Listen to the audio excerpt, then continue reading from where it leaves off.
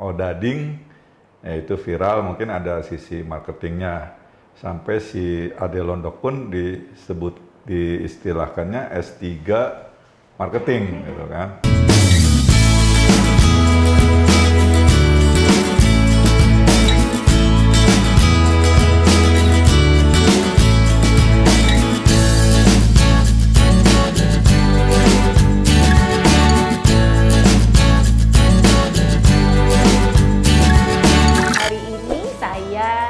Bertemu dengan Dr. Taufik. Beliau adalah teman lama. Ada juga Toto. Kita bertiga di satu perusahaan yang sama dipertemukan di beberapa saat yang lalu. Nanti kita dengerin, saya juga agak lupa tahun pastinya. Mendingan memperkenalkan diri sendiri dulu aja. Kita mulai dari siapa? Oke. Dr. Taufik. Selamat siang, saya Taufik Zulfikar. Saya dokter dari Universitas Pasundan, S2-nya bareng UI di Universitas Parajangan. Saya Toto. Saya sudah sama Mbak UI udah lama.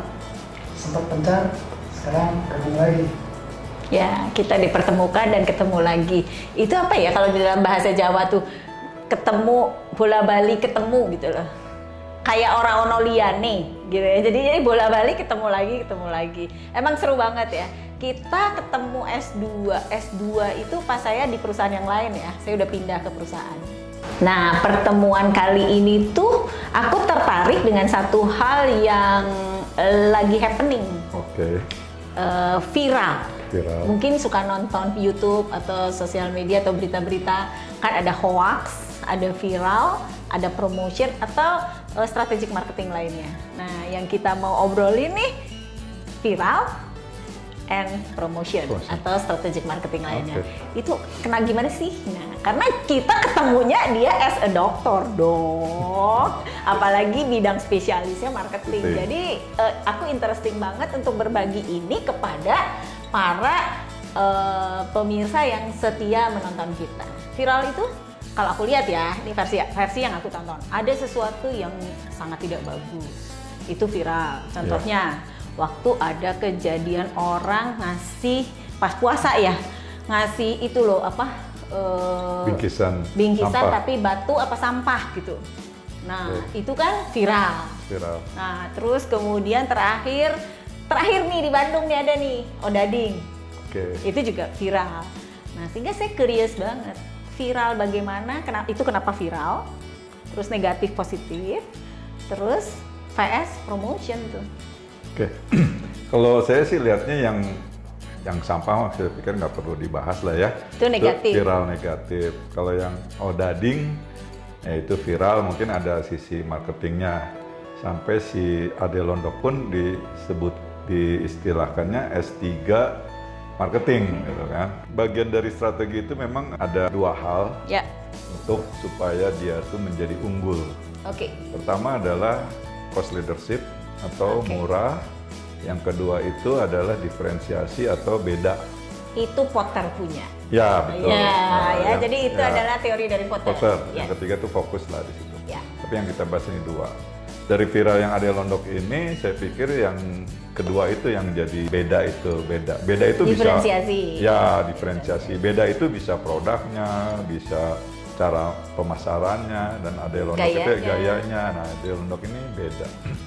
Cuman dari sisi saya pribadi, dari sisi etikanya memang sedikit kurang berkenan buat saya ya, karena di situ ada bahasa yang kurang pas ya. Itu nanti dari sisi konten. Jadi ada dua dari Potter itu, cost leadership dan diferensiasi. Yang di Zoom sama Taufik tuh diferensiasi. Jadi memang terjadi perbedaannya itu di mana cara dia melakukan promosi ya si orang ini. Tapi yang menarik, orang ini nggak ada di organisasinya si Odading. Ya betul, karena memang Odadingnya itu atas nama siapa? Mang Oleh. Mang Oleh itu kan si pembuat Odading dan pedagang Odadingnya. Si brandingnya. Ya, si brandingnya itu kan Mang Oleh. Mang Oleh memang belum bisa dikatakan sebuah organisasi karena dia baru satu orang kan. Sementara organisasi sendiri adalah definisinya kumpulan dari beberapa orang yang untuk mencapai satu tujuan. Gitu. Nah ini mungkin sisi apa ya, kalau mau dibilang pertemanan, ya mungkin ini pertemanan membantu, di mana si Ade Londok ini membantu si Mang Oleh untuk mempromosikan dengan gaya yang berbeda dari Ade Londok ini. Pertemanan kalau aku lihat ya, pertemanan ini menarik kalau aku bisa zoom dari sisi marketing, dia tuh ambasadornya customer buat si Mang Oleh. Ya, brand ambassador. Ya, di mana dia sudah konsumer yang loyal, dia selalu menikmati odadingnya dan pelanggannya. Terus jadi Ade Londok merasa dia suka, sehingga dia secara spontan dan sukarela berbagi pada orang lain. Walaupun tadi yang Taufik garis bawahi, secara etika itu ada kata-kata yang nggak pas. Menurut aku memang sekarang trennya, nah inilah dia teknologi atau sosial media sekarang ini ya. Filteringnya memang tidak cukup susah ya, kecuali penontonnya memilih ya. Tetapi masalahnya viral ini adalah sesuatu yang jadi satu momen atau satu event yang bisa mengangkat produk ya. Selama itu tadi atau ada orang, ya, gitu. Selama tadi ada unsur dua tadi itu kan. Cost leadership dan diferensiasi. Diferensiasi. Si Ade Londok ini memang beda gitu ya. Beda, menyampaikan sesuatu yang beda dengan gaya yang berbeda, dengan kata-kata yang berbeda, dan mungkin juga produknya mungkin berbeda ya. Karena ternyata Odading itu nama di Bandung gitu. Iya sih, Odading itu produknya Bandung. Di mana-mana di setiap gang tuh ada Odading. Odading. Kan? Kita nemunya gampang ya, Tok? Nah, buat masyarakat di luar Bandung nggak paham. Mereka nggak tahu itu apa Odading gitu. Bedanya cakwe Odading juga nggak tahu. Ya, Odading itu di tempat lain namanya bukan Odading, tapi adalah roti bantal. Oh, oke ya. Namanya roti bantal. Nah, itu juga yang membuat orang penasaran. Apa sih Odading itu? Gitu. Diferensiasi. Dan sekarang pun akhirnya berkembang, dari mana sih nama Odading itu gitu loh. Oke, jadi akhirnya berkembanglah tema tersebut. Ya, Odading, sehingga ada juga beberapa video atau cerita yang mengisahkan awal mulanya nama Odading gitu. Saya pernah nyobain juga tuh. Mang Oleh. Antrinya lama. Mungkin karena udah viral. Karena mungkin ya pengaruh viral, sehingga itu tadi bilang diferensiasi, ada promotion yang beda sehingga emang antriannya panjang. Tapi adalah suatu ada kepuasan sendiri. Begitu kita ngantri, kita dapat. Lu ngantri. Oke. Ngantri, dapat, cobain. Apa sih bedanya? Karena kan kalau saya pikir semua Odading sama ya. Ternyata yang beda adalah Odading Mang Oleh adalah dicari banyak orang. Belum tentu semua Odading yang lain juga dicari orang. Ya itu tadi yang dibahas sama Taufik. Strategi diferensiasi. Tetapi kalau ku dengar kan istrimu juga pengen Odading, terus kamu nggak beliin, jadi kamu ngantri buat sendiri dong. Saya beli satu lagi untuk di rumah, satu paket lagi. Di kantor makan, pulang, bawa. Dan sisanya nggak senang. Senang karena apa? Bisa merasakan apa yang sudah viral itu. Nah, untuk menjadi pelanggan yang loyal itu kan harus melewati suatu yang namanya kepuasan. Kepuasan itu adalah di mana fakta, kenyataan melebihi daripada ekspektasi. Nah, yang Toto alami itu jadi realita, ekspektasi. Kan ekspektasi itu harus meet atau lebih. Harus lebih. Jadi Kan ekspektasi Toto waktu ngantri itu kan, orang ngantri itu kan pasti punya ekspektasi ya terhadap Odading tersebut. Nah, setelah memperoleh Odading tersebut dan menikmati Odading tersebut, apakah sesuai atau melebihi daripada ekspektasi tersebut? Setelah saya antri, saya cobain, rasanya standar. Maksudnya standar adalah biasa, rasanya sama dengan yang lain. Aku sih nanggepin karena memang waktu beli Odading itu aku ikut nyicipin tuh. Jadi kenapa sih kita semua penasaran? Karena tiba-tiba aku dapet Odading gitu ya.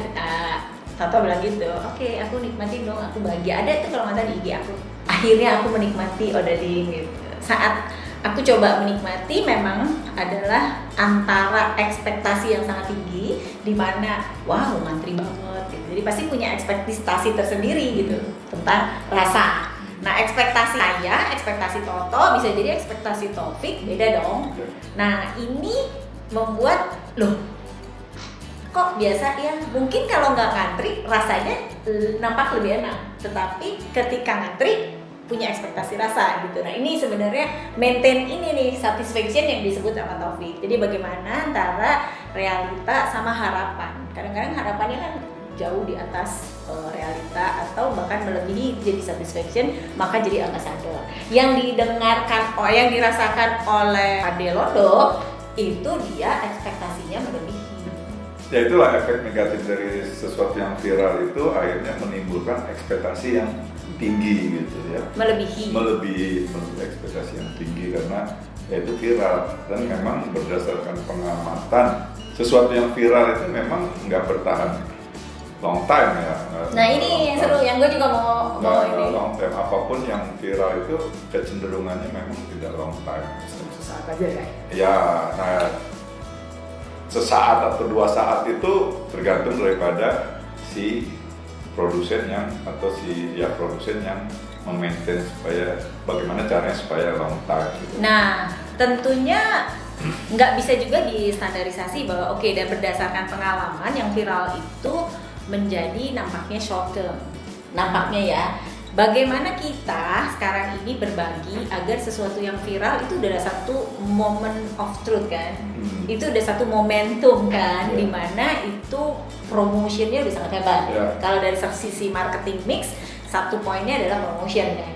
Bagaimana dia bisa mempertahankan, karena ini udah satu momentum yang sangat baik, dimana orang bahkan mau ngantri dari Jakarta pun pada datang, bahkan sekarang masuk TV, di YouTube juga ada, kan dia mendapatkan promotion gratis gitu. Nah, mempertahankan ini buat para UKM, nah itu yang PR buat kita bersama. Itu yang sulit tuh memang di situ ya. Diferensiasi itu kan beda, saat ini beda, tapi besok lusa belum tentu jadi beda, karena bisa aja ditiru oleh orang lain, atau orang lain juga sudah menikmati jadi sesuatu yang jadi biasa, bukan sesuatu yang beda lagi.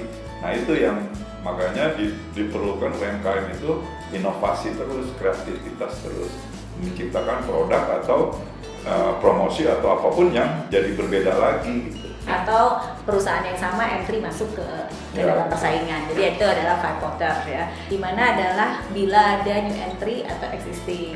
Nah, yang new entry ini ternyata punya kualitas yang lebih bagus. Nah, sehingga tugas atau PR memang oleh adalah rasa ini harus juga ditingkatkan atau ada inovasi baru ya. Kalau enggak, ya itu tadi yang tadi Taufik bilang, sekejap. Nah ini memang PR buat UKM kita. Jadi momentum ini nggak dipakai, jadinya terlewatkan begitu saja. Padahal biaya promosi menjadi sangat mahal buat perusahaan. Nah ini menarik gitu. Maka kenapa Mang Oleh ini nggak cuma Mang Oleh atau odading, bisa juga orang, bisa juga produk atau apapun yang viral. Kalau tidak juga dilihat marketing mixnya itu cukup beresiko atau tidak menggunakan momentum ini sebagai milestone ya. Produk misalnya tadi ada new entry, terus ya kan, terus lebih enak, mudah mendapatkannya, harganya sama misalnya ya, benar nggak? Ya mungkin lebih variasi. Terus dari sisi people atau dari sisi place atau dari sisi physical evidence, biasanya sekarang kan anak milenial physical evidence pengaruh nggak sih, Pik? Physical evidence pasti pengaruh lah ya buat pelanggan, karena di situ dia bisa ada nilai buat si pelanggan itu atau buat milenial itu, sehingga ada suatu kebanggaan apabila dia pernah makan di suatu tempat, pernah makan makanan tersebut ya, sehingga segala sesuatunya kan sekarang di posting ya, entah itu di Instagramable, ya itu ada beberapa produsen atau pengusaha yang justru malah menciptakan physical evidence untuk menarik si konsumen atau pelanggan.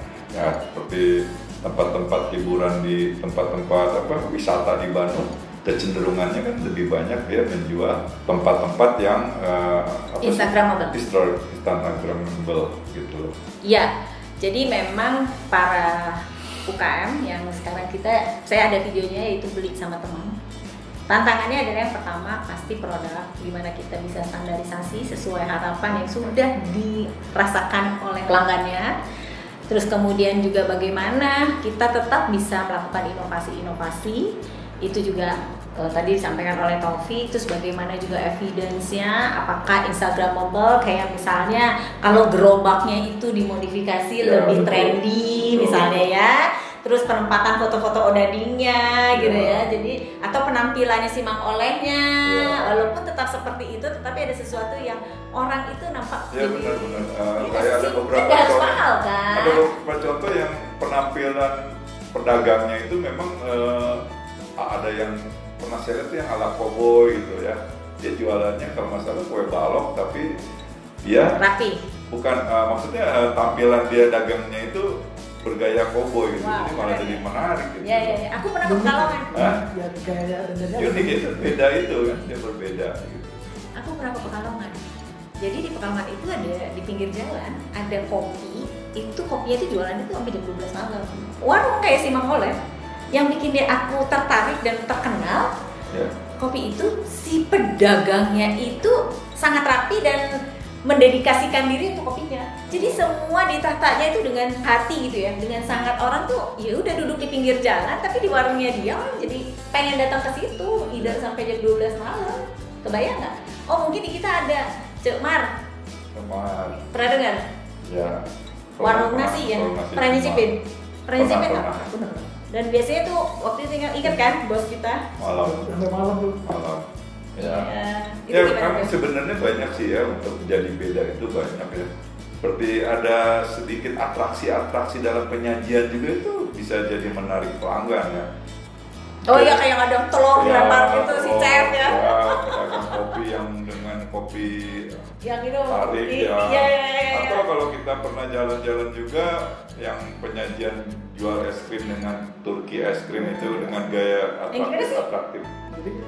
Atraktif kayak mau diambil. Iya. Oh yang dicandain. Oh itu namanya Turki es krim. Sampai bete-bete gitu. Iya. Itu juga salah satu inovasi ya. Inovasi yang untuk menjadi beda dengan yang lain. Ya, memang menarik sekali. Jadi artinya mau viral di Bandung banyak sekali lah momen-momen viral, event-event viral. Termasuk juga apakah itu grup band, entah itu branding personal, entah itu apapun, entah itu produk. Yang paling penting adalah jaga ekspektasi daripada nasabah. Jaga ekspektasi nasabah dengan cara inovasi, dengan cara juga melakukan review apa aja keinginan daripada nasabahnya, gitu ya. Setelah jauh-jauh datang ke Odading misalnya, terus menemukan apa selain menemukan Adelondo dan Mang Oleh, tapi itu memang satu kisah yang menarik yang bisa kita analisa juga diimplementasikan kepada para UKM lainnya. Ya benar-benar termasuk packagingnya, termasuk spot-spot yang harus Instagramable, di mana itu nggak harus juga pakai mahal, sesuai dengan kapasitas UKM masing-masing kan. Nah itu yang membuat kita bisa menjadi makin percaya diri. Jadi jangan khawatir buat teman-teman kita yang sekarang lagi mulai usaha rumahan dan memulai sesuatu yang baru, nggak usah takut. Yuk kita lakukan terus perubahan menuju standarisasi dan perbaikan sesuai daripada harapan-harapan pelanggannya.